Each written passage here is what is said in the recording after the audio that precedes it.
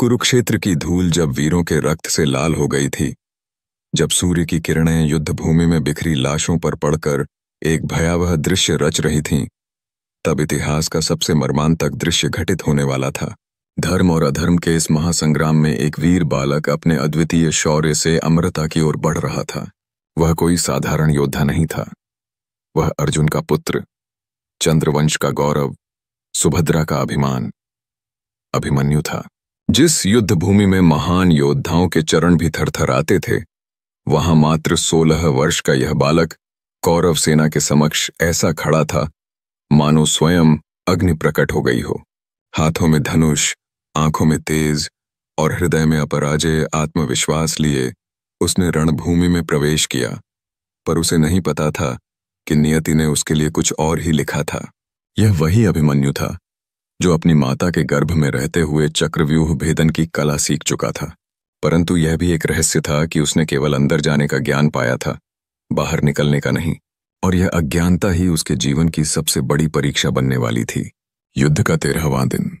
यह वही दिन था जब धर्म की परीक्षा ली गई। यह वह दिन था जब अधर्म ने अपने सारे नियम तोड़ दिए। गुरु द्रोणाचार्य के बनाए चक्रव्यूह में जब कोई भी पांडव जाने की हिम्मत नहीं जुटा सका, तब अभिमन्यु ने स्वयं आगे बढ़कर अपने साहस की घोषणा की। पर क्या उसे यह ज्ञात था कि वह एक षड्यंत्र में फंस चुका है?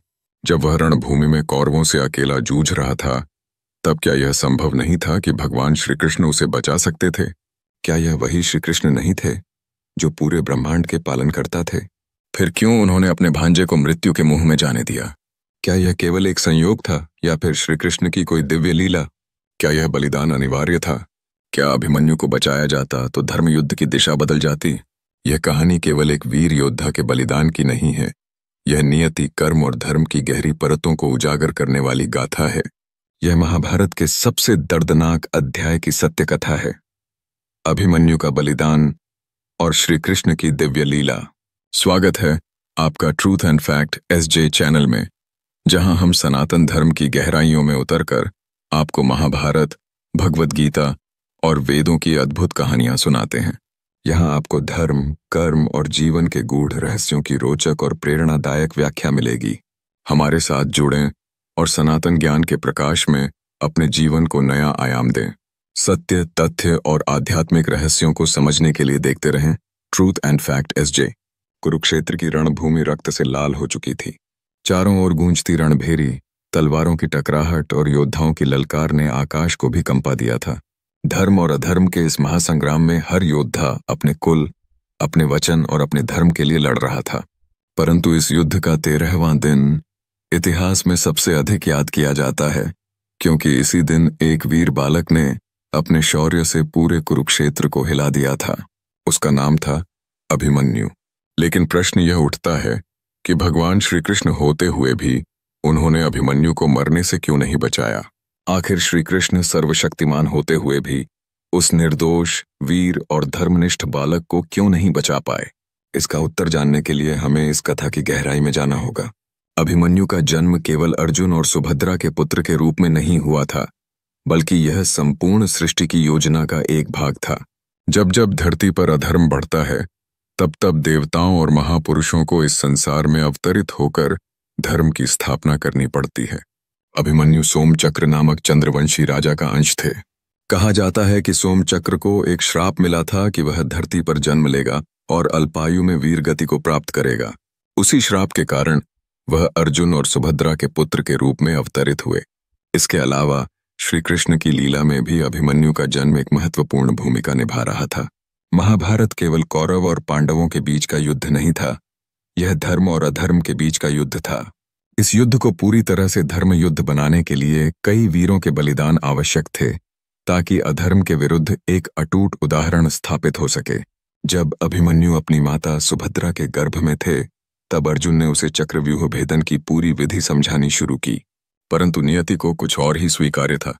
जैसे ही अर्जुन यह ज्ञान सिखा रहे थे, तभी श्रीकृष्ण ने अपनी योगमाया से सुभद्रा को नींद में डाल दिया।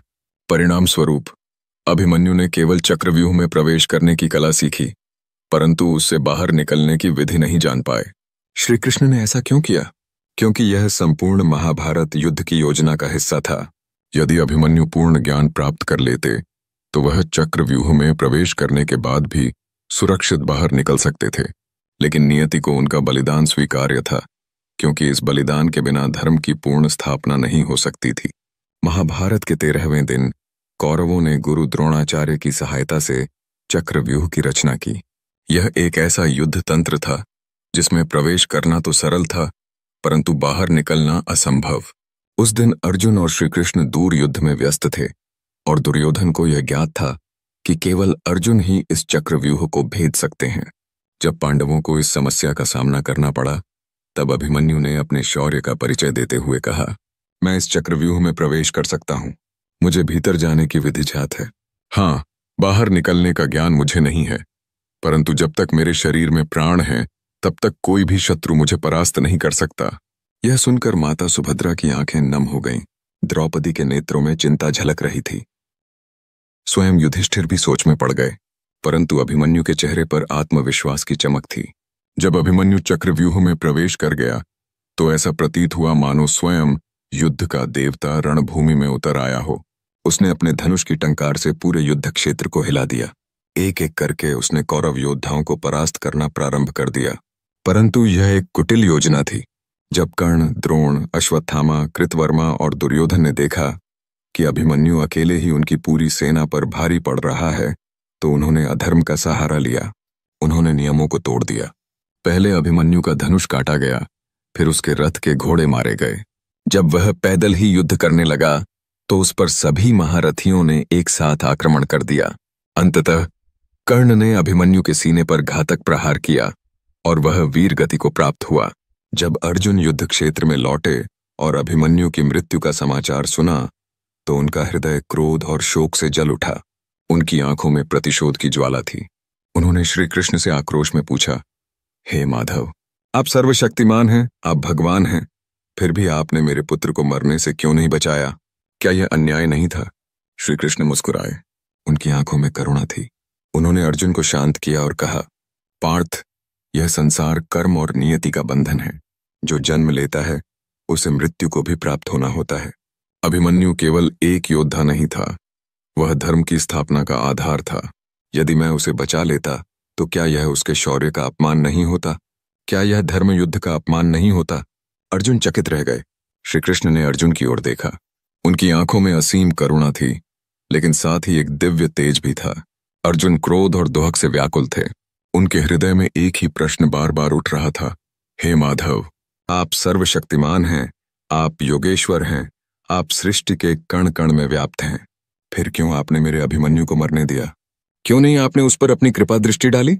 श्री कृष्ण ने गहरी सांस ली और अर्जुन के कंधे पर हाथ रखते हुए बोले, पार्थ, यह जो संसार है यह केवल दृष्टि का भ्रम है।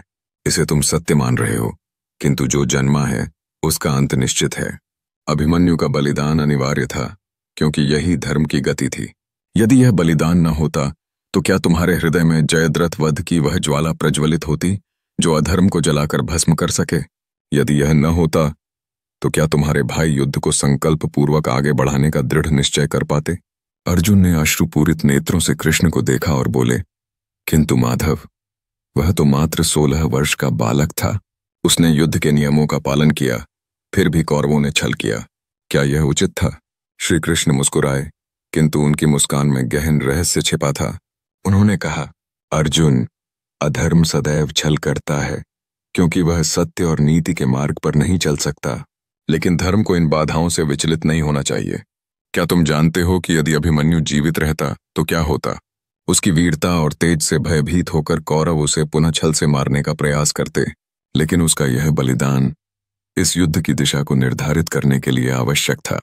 अर्जुन अभी भी संतुष्ट नहीं थे। उन्होंने कहा, लेकिन माधव, आप तो स्वयं साक्षात नारायण हैं। यदि आप चाहते तो चक्र उठाकर उसे बचा सकते थे। श्री कृष्ण ने गंभीर स्वर में उत्तर दिया, पार्थ, क्या मैं गीता में स्वयं नहीं कह चुका हूं कि जो जन्मा है उसकी मृत्यु निश्चित है? यदि मैं अभिमन्यु को बचा भी लेता तो क्या वह सदा अमर रहता? मृत्यु अटल है, किंतु महानता उसे स्वीकारने में है। कुछ क्षणों तक मौन छाया रहा। फिर श्री कृष्ण पुनः बोले, अभिमन्यु ने केवल अपने प्राण नहीं त्यागे, उसने धर्मयुद्ध की ज्वाला को प्रज्वलित किया। उसकी वीरता ने पांडवों के संकल्प को और दृढ़ कर दिया। यह बलिदान अमर रहेगा, क्योंकि उसने अधर्म के विरुद्ध अपने प्राण अर्पण किए। अर्जुन, यह संसार माया है, किंतु सत्य और धर्म सदा अमर हैं। अर्जुन की आंखों से आंसू बह रहे थे, लेकिन अब उसमें केवल शोक नहीं था, उसमें संकल्प था, धर्म की रक्षा का, अधर्म के नाश का। उन्होंने सिर झुकाया और बोले, हे माधव, आपके वचन मेरे हृदय को शांति देते हैं। अब मेरा एक ही लक्ष्य है, धर्म की विजय। श्री कृष्ण ने मंद मुस्कान के साथ कहा, और यही तुम्हारा कर्तव्य है पार्थ। अभिमन्यु का बलिदान अनिवार्य था ताकि पांडवों के हृदय में अधर्म के प्रति अग्नि प्रज्वलित हो। यदि यह न होता तो क्या तुम जयद्रथ वध की प्रतिज्ञा लेते? क्या यह युद्ध धर्म की विजय तक पहुंच पाता? पार्थ, यह संसार माया है और मृत्यु एक सच्चाई, किंतु अभिमन्यु का बलिदान अमर है क्योंकि उसने धर्म के लिए अपने प्राण अर्पण किए। अर्जुन ने अपने नेत्रों से अश्रु पोंछे। अब वे शोक में नहीं थे, वे गर्व से भरे थे। आज भी जब वीरता, निष्ठा और बलिदान की गाथा कही जाती है तो अभिमन्यु का नाम स्वर्णाक्षरों में लिखा जाता है। वह केवल अर्जुन का पुत्र नहीं था, वह धर्म युद्ध का सबसे उज्जवल नायक था। और इसलिए श्री कृष्ण ने उसे बचाया नहीं, क्योंकि अभिमन्यु को अमर होना था। श्री कृष्ण के वचनों ने अर्जुन के हृदय में एक नई ज्वाला प्रज्वलित कर दी थी। अब वे केवल शोकाकुल पिता नहीं थे, बल्कि धर्म की रक्षा के लिए कटिबद्ध योद्धा थे। अभिमन्यु का बलिदान व्यर्थ नहीं जाना था। यह तो एक चिंगारी थी जिसने पांडवों के भीतर अदम्य संकल्प की अग्नि प्रज्वलित कर दी थी। अगले ही दिन अर्जुन ने प्रतिज्ञा की कि सूर्यास्त से पहले जयद्रथ का वध करेंगे, और जब संकल्प धर्म के लिए लिया जाता है तो स्वयं नारायण भी उसके साथ खड़े होते हैं। महाभारत का युद्ध आगे बढ़ा, अधर्म के किले ढहते गए और अंततः धर्म की विजय हुई। किंतु अभिमन्यु का बलिदान सदा अमर रहेगा। वह एक योद्धा के रूप में नहीं, बल्कि धर्म युद्ध के प्रतीक के रूप में अमर हुआ। जब जब अधर्म सिर उठाएगा, जब जब छल से सत्य को पराजित करने का प्रयास किया जाएगा, तब तब अभिमन्यु की कथा मानवता को यह स्मरण कराएगी कि सच्ची विजय केवल शस्त्रों से नहीं, बल्कि धर्म और सत्य के प्रति अडिग निष्ठा से होती है। यही तो सनातन धर्म की सीख है, यही महाभारत का सत्य है। ट्रूथ एंड फैक्ट एसजे में आप सभी का धन्यवाद। यदि आपको यह कथा पसंद आई हो और आप सनातन धर्म के रहस्यों, महाभारत की अमर गाथाओं और श्री कृष्ण के दिव्य उपदेशों को और गहराई से समझना चाहते हैं, तो चैनल को लाइक, शेयर और सब्सक्राइब करना न भूलें। हम ऐसे ही आध्यात्मिक और प्रेरणादायक कथाओं के साथ फिर मिलेंगे। जय श्री कृष्ण।